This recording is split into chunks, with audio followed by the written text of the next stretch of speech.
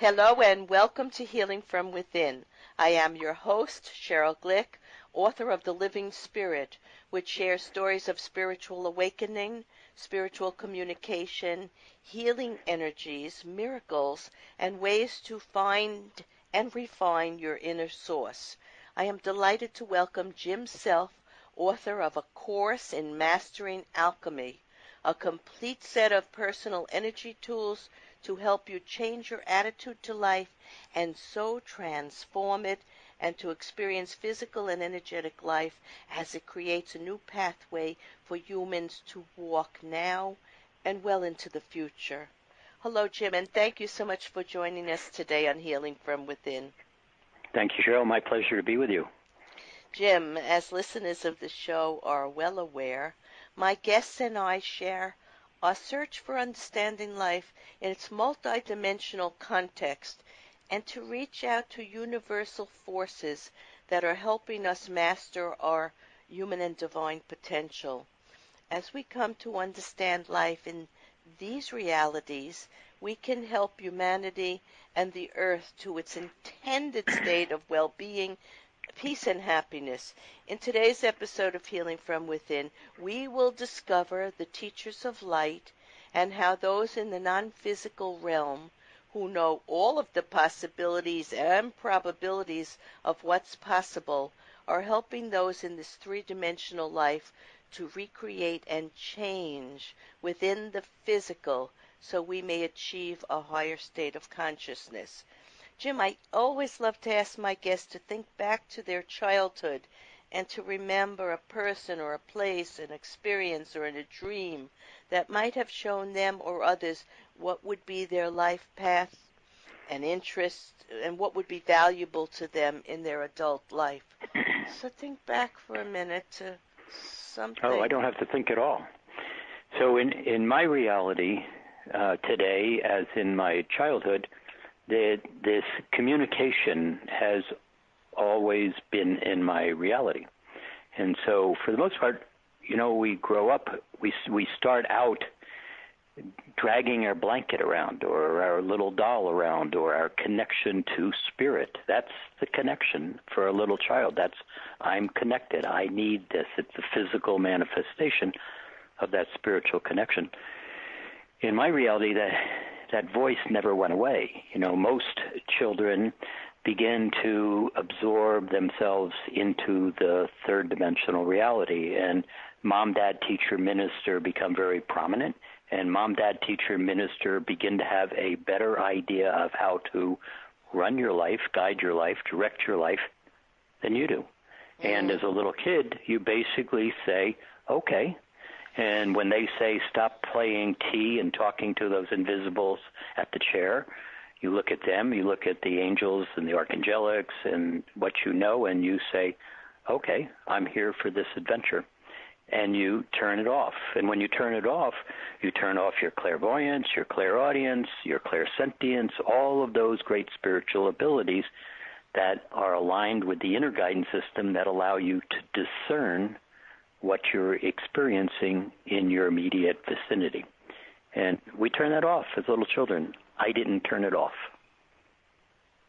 Well, it's interesting, but you mentioned a little doll, and I had a little doll, and I used to go into the closet, and I used to talk to this little plastic, cheap doll. It was a little boy doll, and I wanted to know the answers to why I was even here in this place, because the grown-ups didn't seem to have any clue or idea of this connection to spirit or to the wonderment of life. Like I would almost fly when I was running. I would almost be so expansive in my joy and also in my crying. I would be either laughing or crying because so much energy was being absorbed by me, and I was so sensitive to energy. Sure. But I turned it off for a while just to be able to meet up to the expectations of family and parents and life. And then things started to happen, and I, decided this is the truth, this is the real reality, and I will use my talents and gifts to put forward into the world this energy that runs through us, this divine connection to all of life, and carry it to the end and affect as many people as I could with this wisdom and this knowledge. But as you never shut it down, but there was a period of time when I guess I needed to, or felt I needed to, and then picked it up again. But that's a very interesting way that you described it. Let's go on to, you begin the book by discussing the teachers of light and Archangel Metatron. Can you tell us who they are and the pathway they open for us to become conscious of our personal evolution and ascension? Well, when the fall of consciousness happened, it happened in the physical. Now, the fall of consciousness story is an absolutely stunningly amazing story, and it's very unlike what you learn in religions. There was no bad angel, there was no wars, there was no... all of those things didn't happen that way. And that comes from the stories and the conversations with Uriel and Metatron and Zadkiel and Raphael and Mother Mary and all of them. But what happens in the process when we start to look at ourselves, we basically always have this connection. But one of the things in the third dimension that we learn to do, particularly when you shut down all of those spiritual things right at the age of 6 months, 1 year old, 2 years old, is the world says, I know better. And we begin to then adapt to that, and we look outside for our well-being, for our approvals, for our support. But see, that inner guidance system sits within the heart. That's the one that says, I can discern, I can choose, I can observe, I can act or not act. In that inner space, as you begin to give up your seniority to the mom, dad, teacher, minister, and you begin to look to the world for your validation and your structural sense of yourself, one of the things that we do is we spend a lot of time looking at our past and hoping in our future. But in present time is where we experience ourselves, and it's in present time where those communications with the archangelics and all the others exist. So as you begin to stay in present time and you begin to look now to your question, it was humans, that's not quite accurate. It was those of us, you, me, or everybody, in spiritual nature having an experience in physical dimension. Physicalness is, we think physicalness is everything. Physicalness is like a single drop of water in the vastest oceans of the universe. It's only a little aspect of creation, but in our limitedness, we think it's everything. So it's in the excitement as spirit beginning to experience density. They kept taking it into deeper density and more density. It was a wonderful experiment. And at some point, the experiment had a wobble. And so we'll call that for here the fall of consciousness. But it was the spirit in physical that created the wobble. And it's the spirit in physical that has to undo the wobble. So all these great spiritual beings, they know the probabilities and the possibilities, but it's you and me in physical form that has to undo this third dimensional construct of separation, limitation, and fear. You see, we came here to play this game, and we played the game really extremely well, more successful than was even anticipated. And it's time to go home. So what we are doing is we're moving from this very restricted box called the third dimension, if I could just call it that, which is very constructed in specific rules and structures, into a fourth dimensional space, which has different rules and structures, as does the fifth dimension. But right now, humanity has access to the fourth, fifth, and sixth dimensions. And it's the fifth dimension that we are most interested in experiencing yourself. In the fifth dimension, it's a state of well-being, respect, dignity, appreciation, kindness, gratitude, humility.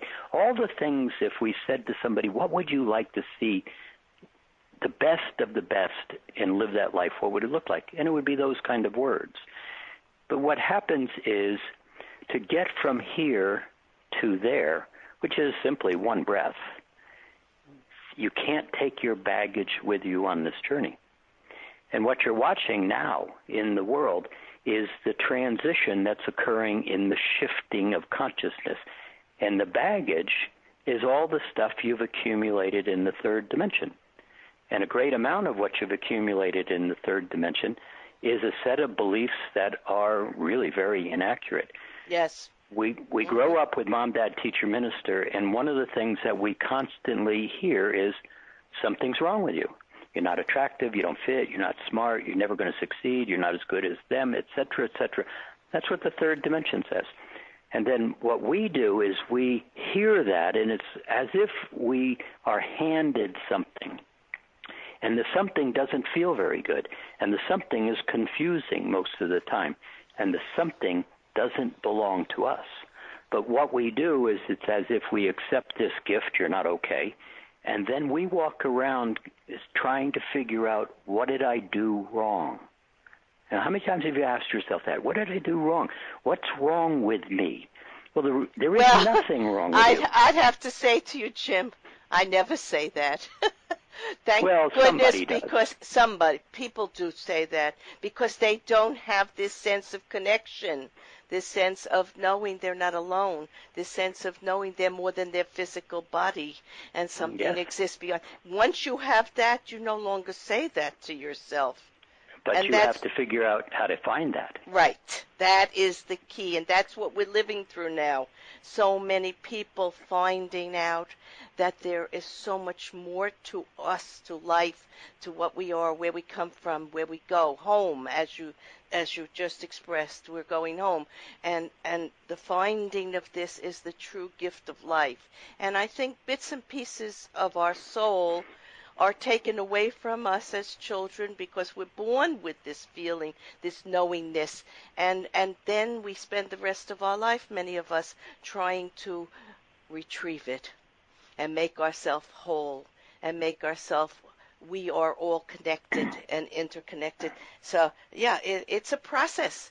And for those who work through it and can get rid of the baggage, as you say, and leave behind this life of duality, right or wrong, good or bad, rich or poor, boy or girl, none of it means anything. And we've been taught it's everything. And it has limited us and caused so many of the problems we're living with right now. But we need these problems, obviously, to go to the next level, as we're talking about it. So tell us something more of the light workers. You list them, and I'm very fascinated with them because I work with them as well. And some of our listeners might not be as aware of them as you and I are. So tell us something, and some that you're working with, and personally perhaps more than some of the others. There are many of them. So what are your the light workers that you're working with? Yeah, now I can do that, but we are moving very fast away from the opportunity to understand how to get there. See, how do you get there is all about you beginning to become aware of you. When I say you, I'm talking to the audience. The beings, these great beings, are always there. They never left. We did. We turned away and said to the outside world, what do I need to make you like me? What do I need to do so I fit in? And what do I need to do so I'm safe?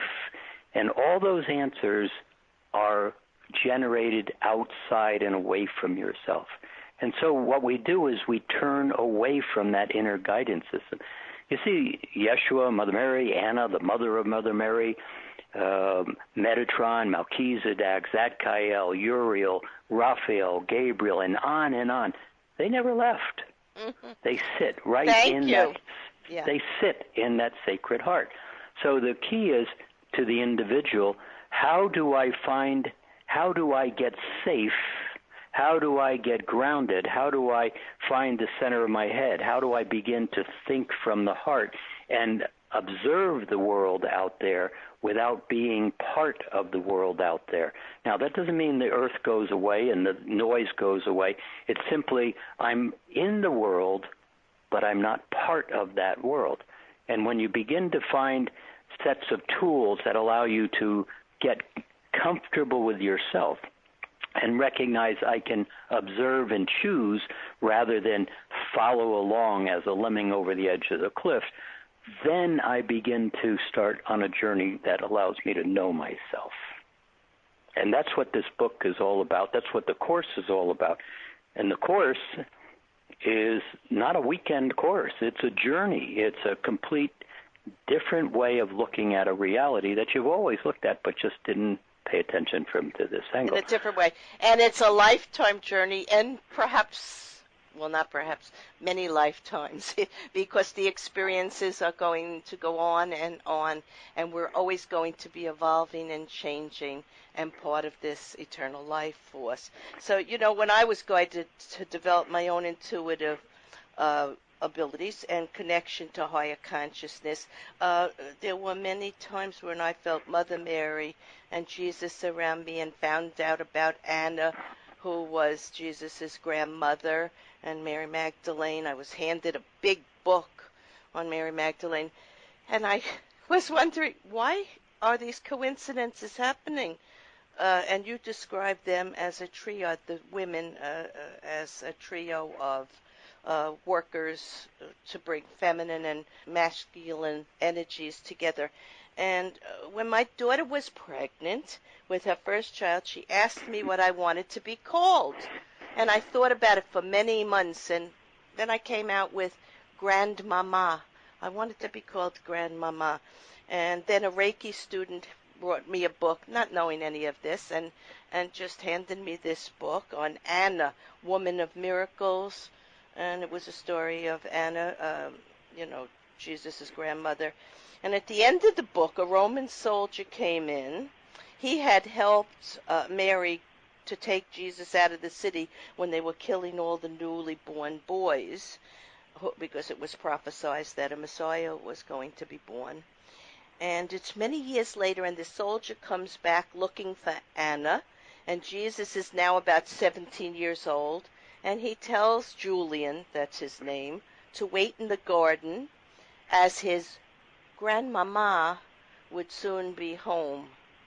And I said to myself, how strange it is what the soul remembers, how deeply buried within us are the remembrances of things that you don't know with your conscious mind, but somehow know with your unconscious mind.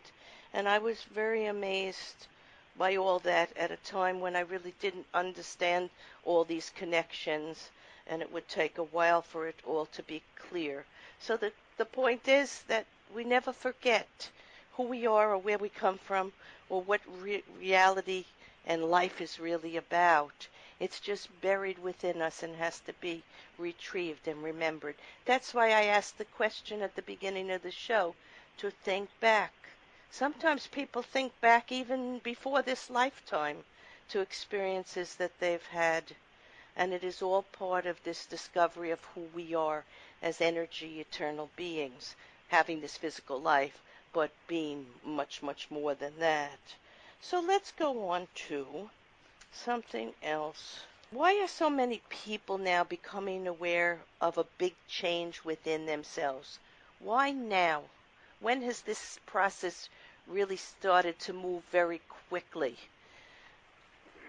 Well, this process began in 1987 with the harmonic convergence, and then numbers of steps happened. But the real shift was in 2012, and a lot of people were very excited about 2012, and then it came and it went, and everything seemed to be the same. But if I was making an analogy, it was as 2012 was like changing the operating system in your computer. And when you do that, you install it, and the computer says, okay, now wait a minute, I have to kind of process here. And then the computer says, all right, shut it down and then turn it back on.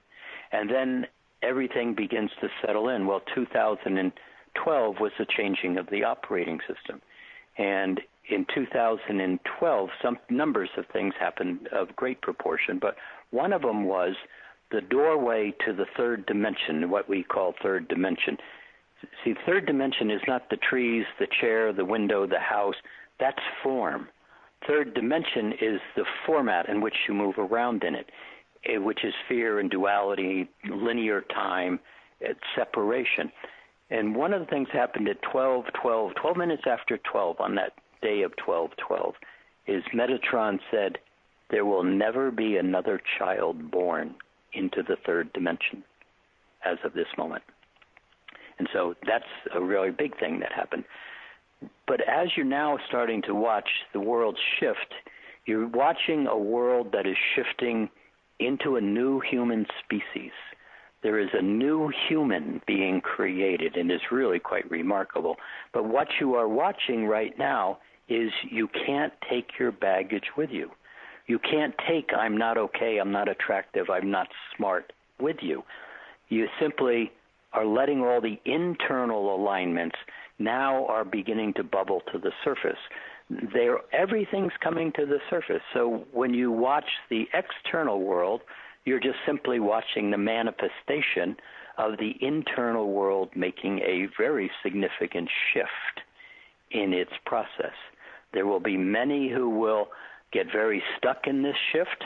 There will be many who will begin to recognize that there are choices. There will be many that will begin to choose that fifth dimensional awareness of well-being. And those stratas of consciousness will all exist simultaneously for some period of time. Yeah. You know, what was very interesting to me, what you just said is exactly true. The children, I deal with young children in my office, and they always come over to me because I don't know whether they're aware of just I'm joyful and happy, and I don't expect anything for them, and I always have a smile for them, and I have this fabulous blue light in my office that they can come in and touch and make designs, and they just feel free and open. And these are the children you're talking about. They're being born with very special gifts and talents, and some physical qualities that they're going to have to work through, like we all did. All gifted children did throughout time. But the other day on television, I saw some of the young people from the shooting down in Florida. Yes.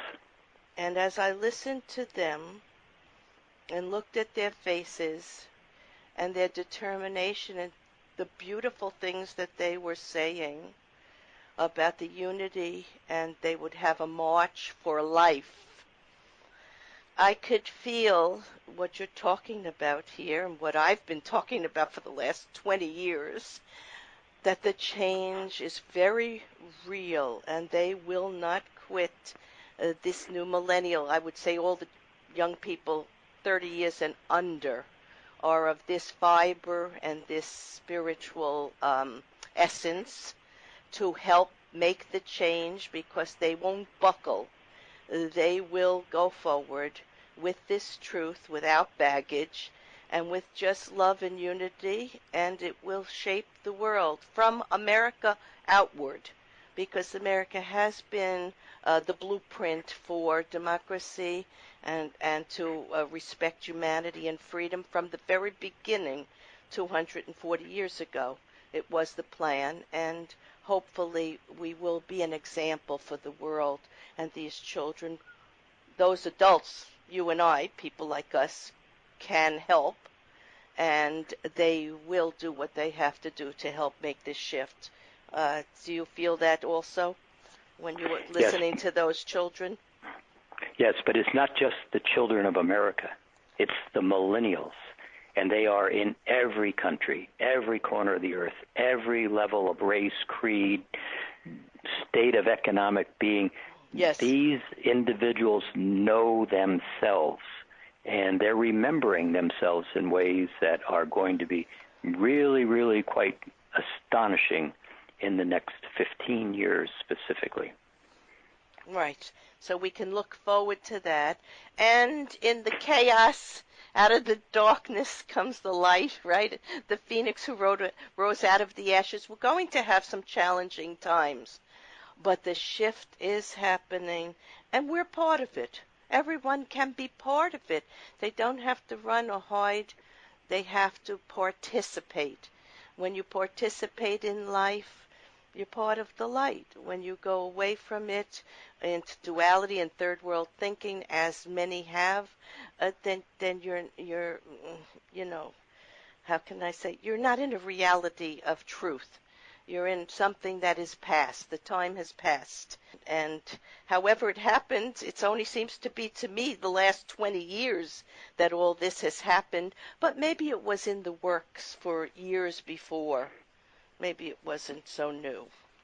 So I want to thank you, Jim Self, author of A Course in Mastering Alchemy, and thanks to those in spirit for the guidance of so many of these enlightened higher vibrational beings, the teachers of light, who assist us to remember our true eternal state of being and offer us the many personal energy tools to transform and to regain a level of higher consciousness beyond the distractions of our third dimensional thinking in order to serve all realms and all life forms.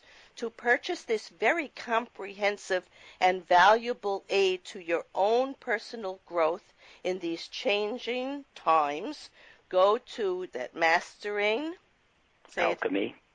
.com. MasteringAlchemy.com, or go to Amazon where you can purchase the book. Thank you.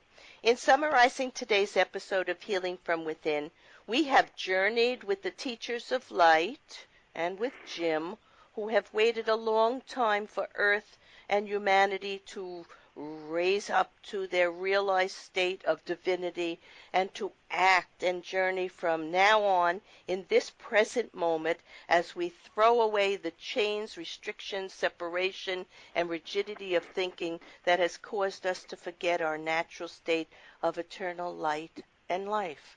Jim channeled these words: "You create the living light body not from third dimensional thinking of past, future, time structure, but from being in present time fully aware and focused.